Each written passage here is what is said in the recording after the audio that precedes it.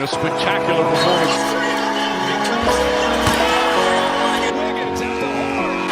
Curry from half court. Sometimes, something looks like it's been there a while. We are here, the 3 Points Podcast, fresh off of a loss to the Portland Trailblazers. It has been a somewhat disappointing week for Warriors fans. The triumphant return of Steph was spoiled by two consecutive losses, as I mentioned, the second of which we just saw. And we thought, I think, at least I thought, coming off of last week, that this next episode things would be looking up. We might be talking about, ooh, trade 3-0. target, 3-0 trade targets, the last piece for a championship with everybody healthy. And that's not what happened. So I guess maybe I'll swing it over to Wes and he can give his take, and then I'll give mine. Yeah, I mean, just talk about the two most recent games that are on my mind, the Timberwolves and the Blazers game. It really is kind of unfortunate that like we're not talking about, well, maybe we lost these games because Steph is having a rough start coming back. No, he actually had like two incredible games coming back, especially this most recent Blazers game. He dropped like 12 threes and was incredible. It's just I've kind of come to the conclusion. I feel like, and we were fully healthy, by the way, these last two games. Like the Bulls game is the only one I've actually won is when we were still out without Steph and Dre, Yeah, I think. yeah, and that was a blowout. Yeah, so it is kind of troubling when we play like actual good teams. And also no Ant against the Timberwolves. So, it's just kind of one game after another where it's convinced me that this team just has some fatal flaws that like even if we do make a Trey Murphy type coming a trade and address the point of attack kind of issue that we obviously have that was exemplified in this game, that we still have some like self-creation kind of issues where like towards the end of this game in the clutch, Steph was really our only option, and he was kind of delivering like to an extent, like he gave us a lead and he kept us competitive, but it really is kind of tough to put in a huge offensive load on him. And I know the big acquisition was Jimmy Butler last year, and that was supposed to help with that. And it definitely has, like, to an extent, but it just kind of feels like he maybe hasn't regressed, but he hasn't been the superstar that I may have expected him to be, like to be able to shoulder this team. And maybe that might also be me overestimating how good the rest of the team is. Like, oh, we were just a star away from being like true contenders. And this team just kind of feels like kind of mediocre to above average, especially in this tough West. Like, I don't know, these just two tough losses against two really athletic teams. Like even without Ant, the Timberwolves are also a pretty formidable team, and we're gonna have to go up against like there's no easy matchups in the playoff West, like play in or playoff West. It's gonna be a tough team. So, and I feel like we just keep failing like certain tests. Like how do we look against a hyper athletic defense like the Timberwolves or the Blazers, Or the Blazers, yeah, I mean, and it's not like especially like long and athletic like Kamara, Chris Murray. I Uh, mean, Grant, who's that one dude that just he kind of had his City yeah, Sissoko, Sissoko was um, incredible against us offensively and defensively. Like he, yeah. I don't know, it just seems like some of the old guys like Dre and Steph and Jimmy are kind of apathetic on the defensive end sometimes. Like obviously Steph had an eruption tonight, but I don't know. There's just so many holes in this team sometimes that it's kind of you can kind of talk yourself into them being competitive Yeah. because of some pieces. Obviously, Steph and Jamie and Dre, but outside of it, there's a lot of question marks. Yeah, I mean, with regards to the Jimmy thing, like I have, as the resident, I guess, like monitor How do of, you think he's done so far? As like, I think he's been decent and to good. I think especially like if you look at like on off numbers and stuff, he's still clearly the second best player on the team, Mhm. or EPM or any of those stats that people throw out. But what I was gonna say is that is like I guess the one guy out of the three of us. By the way, in case you haven't noticed, for the fans at home, we're down a host today. Hassan is on business, taking care of some very important deals overseas. Some media. So He's actually selling a media deal with ESPN. yeah, We're yeah. getting signed, so that's where Yeah, he's. I mean, you weren't supposed to mention that. It was supposed to be a big surprise for the fans. But I mean, yeah, I guess cat's out of the bag now, guys. You guys are You're gonna probably be, wondering yeah, yeah, which big yeah. media was gonna get us, but You're yeah. gonna be seeing us on your TV screens pretty soon. Um, but as the one out of three of us who kind of monitors like Twitter and like social media and stuff, and Warriors Twitter specifically, like Jimmy's name has started to is it's being thrown around a bit more as kind of a point of disappointment on this team, especially with regards to the amount of money that we're paying him, $54 million dollars. I mean, when you really do think about it, $54 million dollars for what we're getting from Jimmy is pretty absurd. But at the same time, I think I would hope that most sane Warriors fans understood that, when we signed with the extension, that yes, $54 million dollars, no matter what you got from him, was always going to be a bit of an overpay because that's theoretically reserved for top five players in the league. And obviously, at this point in his career, he's not one of those guys. But with the way that NBA salaries work, I mean, there's slots and it's based on accolades and it's based on resume. And he has the accolades and resume to demand a $54 million contract. And we traded for him understanding we were going to pay him that. But it's true that he hasn't looked the part of a true 1A. He's looked more like a 2 or even maybe a 2B or whatever you want to call it, a Yeah. 3, etc. And that's, another strike against the Warriors this season. See, another thing that they can't really afford to happen that's kind of happening is that he has taken a slight step back, especially as a scorer. And again, I still think just in the way that a deadline trade reinvigorated the Warriors season last year and made us here on the pod at least think that this could be a legitimate Western Conference if not finals contender team. I still think there's a clear path to that. I still think that the Warriors have plenty of they have all their picks, they have plenty of ammo, they have salaries, etc. So I wouldn't throw in the towel just yet. I wouldn't maybe talk about fatal flaws. This may be a little bit aggressive, but it is true that that's maybe one more thing the Warriors are going to have to address at the deadline is like we got to make sure that whoever we go after can be the two on some nights when Jimmy's more of the three. And but that's all I'll say about that. Overall, I think Jimmy's still been a massively positive player, and I think when you consider the options the Warriors had at the deadline last year and the options the Warriors had going into this season, I mean, he's very much this is kind of the best case scenario for where we could be. Trying to think of anything else. I guess like we can. I guess I'll throw it back over to you by just saying like we saw it tonight when we were both watching the game live. We've seen it all season. The point of attack defense is pitiful. Uh, uh, what's his face? Shaden Sharp, Denny Avdia were Jeremy both Grant. roasting us off the dribble. Jeremy Grant was I would say he was more the recipient kind of he was the beneficiary True. of those guys cooking us off the dribble because he hit I want to say 4 or 5 wide open threes I think he off said of he had kick out. seven at one. He had seven Yeah. total A threes. few of them were contested. He was having a hot night, obviously, but we helped him get there because especially the first two that he hit were wide ass open. And I guess I'll let you. I mean, yeah, this it's kind of a similar story with the first game, one of the first games against Blazers, Caleb Love, another kind of Yeah. not like big name shooter, kind of popping up off against us. But what's kind of been disappointing is it's so tough to like put like throw guys under the bus, so to speak. But like Melton hasn't been, he's been like a much needed injection ball handling wise. Like it's Yeah. been good to have a noticeably better, like I guess like number two ball handler on like or bench ball handler on this team.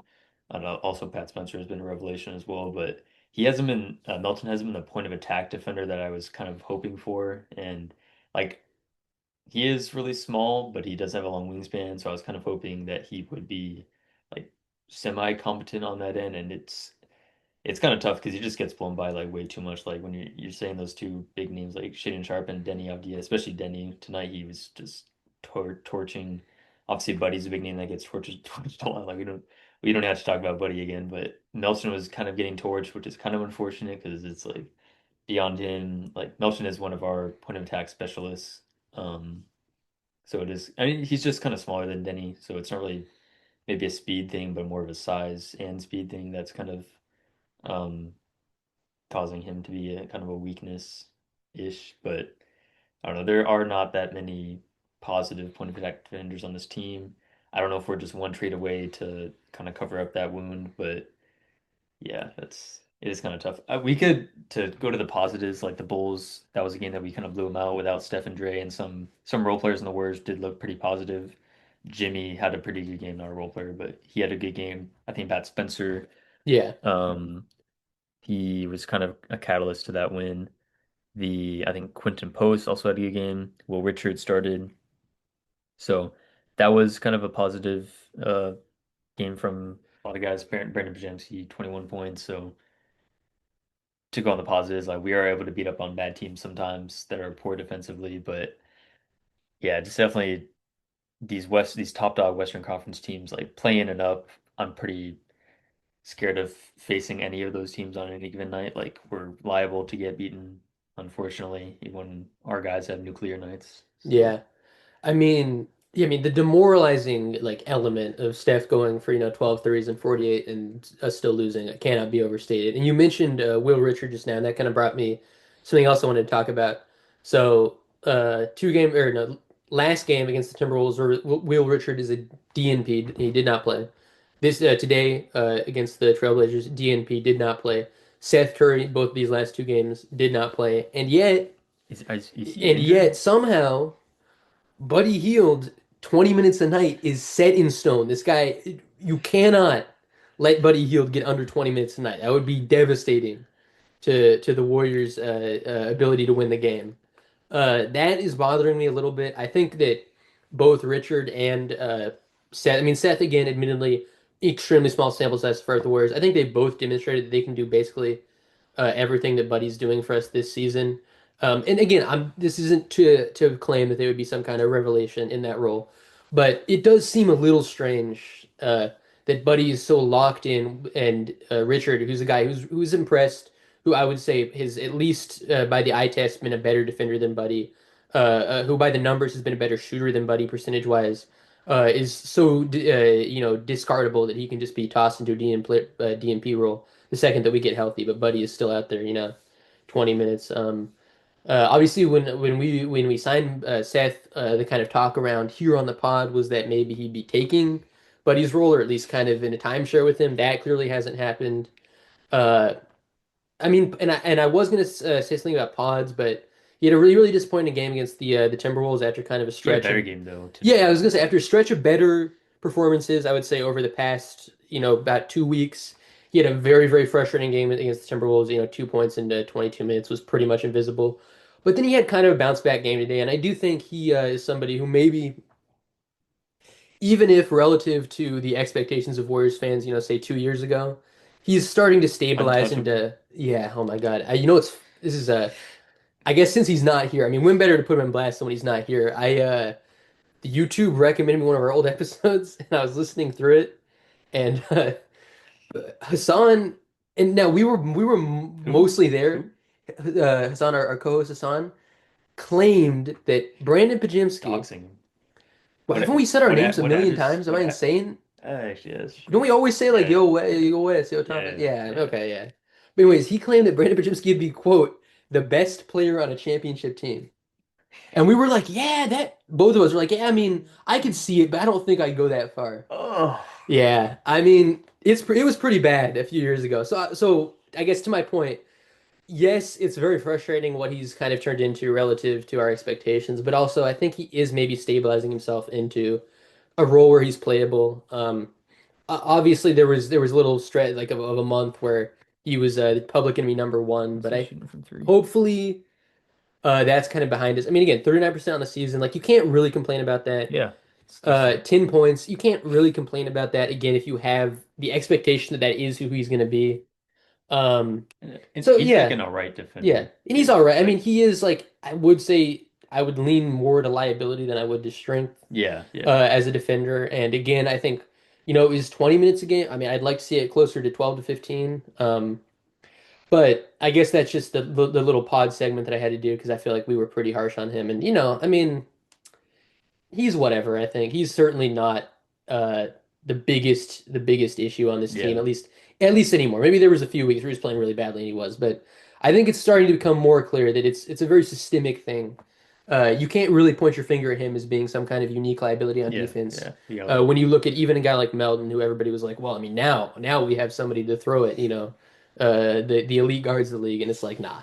yeah, yeah. I mean, something I was like thinking about earlier today or yesterday was kind of how like we as Warriors fans kind of get high. Like as soon as we see like a little spark from any guy, we're like, okay, now we got like some special talent and like this guy's got to be untouchable. Like Kaminga, Yeah. Moody, maybe like at the time when he kind of had solidified his role.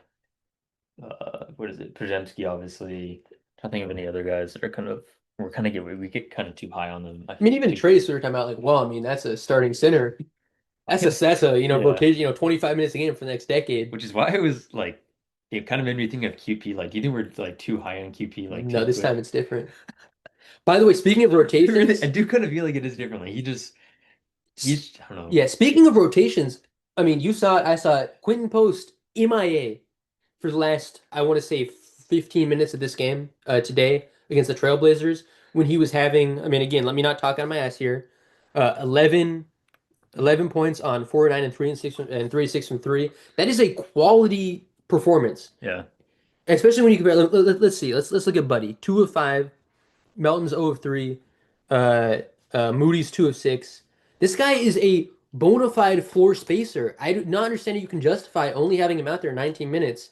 I mean, again, let's look at the plus minus. Plus 3. It's not like there's anything, maybe he's looking at statistically, he's like, oh my God, he's actually, if you look deep in the numbers, he's actually not, helping this team. No, he clearly is helping this team yeah. I mean, I would say with like his spacing. the only counter to that I would say is that I don't think the Blazers closed big. Like, I mean, they kind of just are just longer than us. But I just know they didn't close the clean. Yeah. So I mean, I but guess it's there's like, that. But they are just like freakishly long and athletic. And but I mean, but the thing is, like, you can't let the other coach for you. You can't just yeah, because he goes small. Post is, I mean, again, he's not exactly switchable, but he can play drop that's coverage, true. Yeah, and he's not somebody who gets embarrassed. I think when he switches, I mean, compared to Klingon, I think you'd say he's downright athletic. yeah, yeah. No disrespect to Klingon, because Klingon obviously can do things around the rim that Post could only dream of, but still, like that to me is just a classic.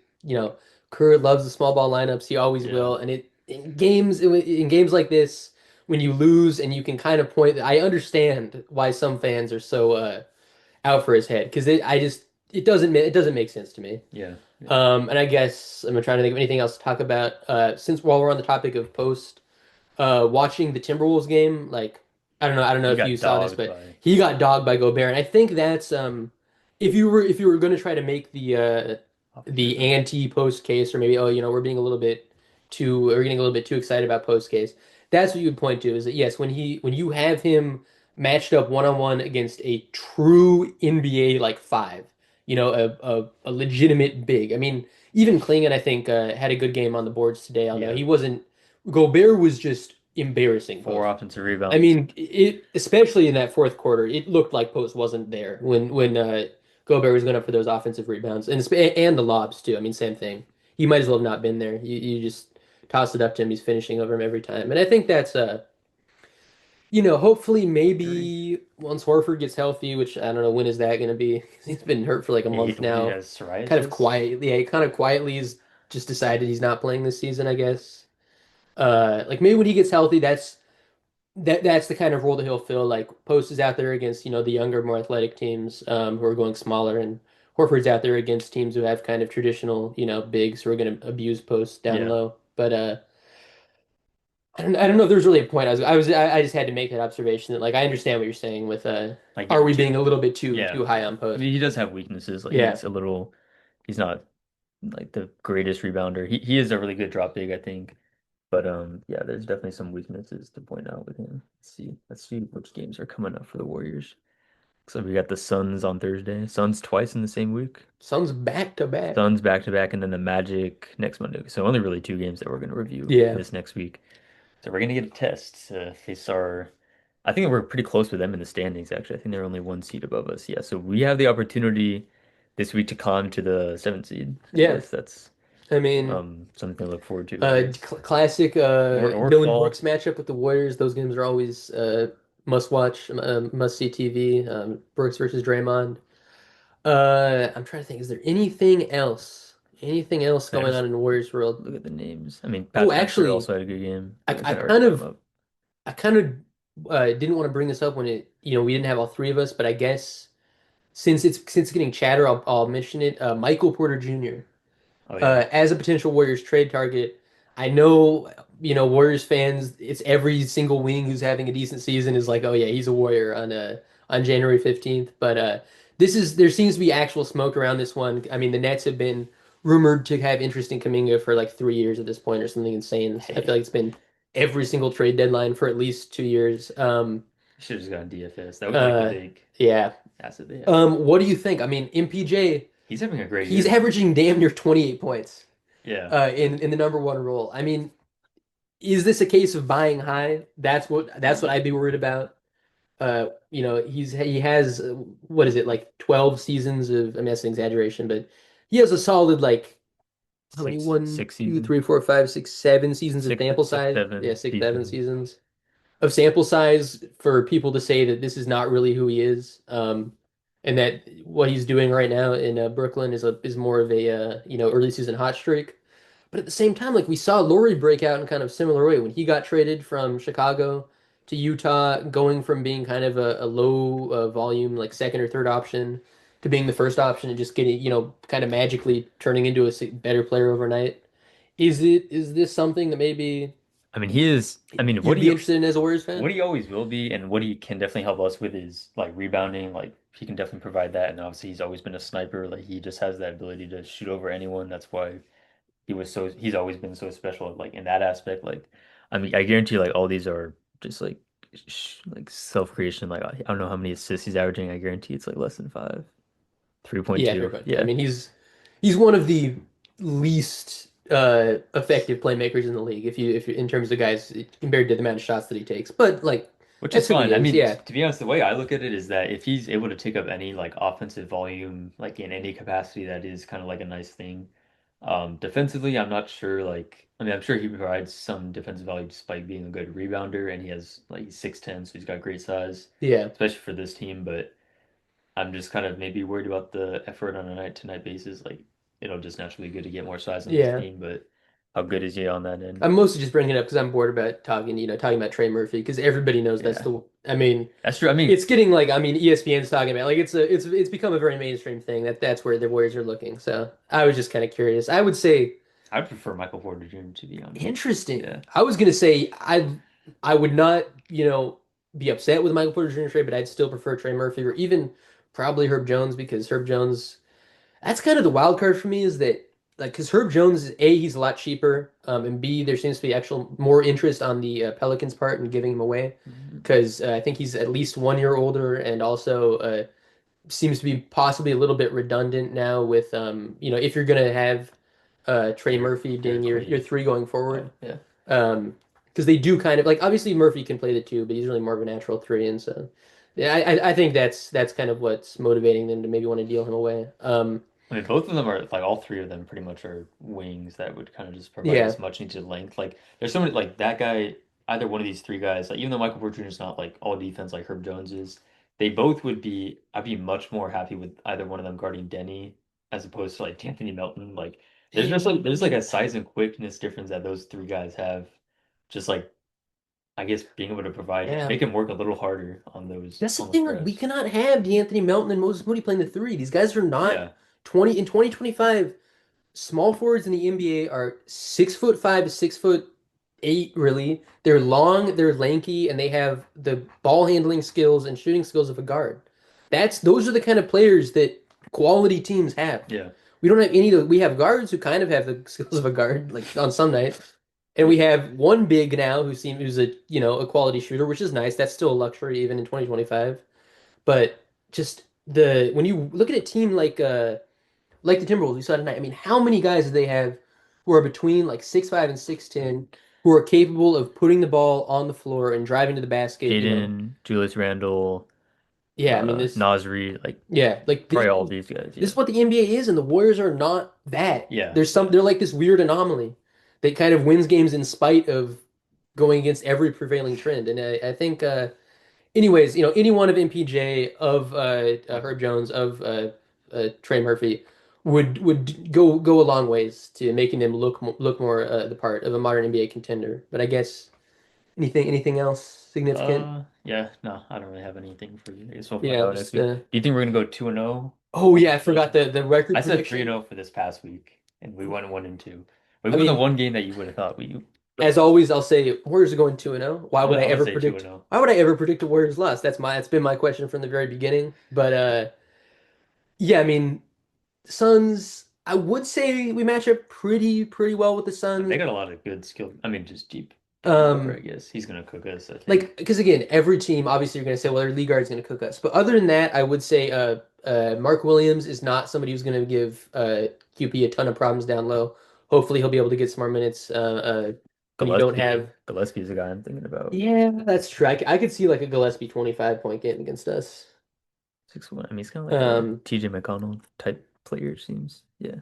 I mean, they do have plenty of shooters. Historically, Warriors have always owned Dylan Brooks. I'm just gonna throw that out there. I've never seen Dylan Brooks end up on the winning side Rockets, Memphis. Yeah, of you guys yeah. know. I mean, I'm still saying 2-0 because I'm gonna say that every time. And yeah, that's gonna be my final take. I'm Maybe six. we don't actually. And now I'm thinking about it. I was thinking about the QP thing. Like he's a guy like against Mark Williams, like he can really hold his own. But other than that, yeah, you're kind of right. They do have a few, because even Dylan Brooks is averaging like 20 points a game this year. Yeah, yeah. And they're got a shit ton of Yeah, a lot of lockdown shooters. Grayson Allen, yeah, I think, is true. Gillespie. So Yeah, actually, man, I'm gonna say 1-1. I'm gonna say we're gonna split it. we're going 2-0.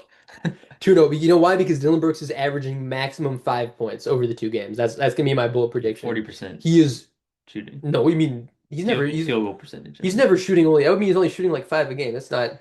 You ever seen Dylan Brooks shoot less than 20 shots in a That's true, game? yeah. Okay, 20%. Yeah, exactly. But yeah, All right. I guess see you guys next week. Hopefully after a successful 2-0 stretch, and hopefully with our third co-hosts. deuces.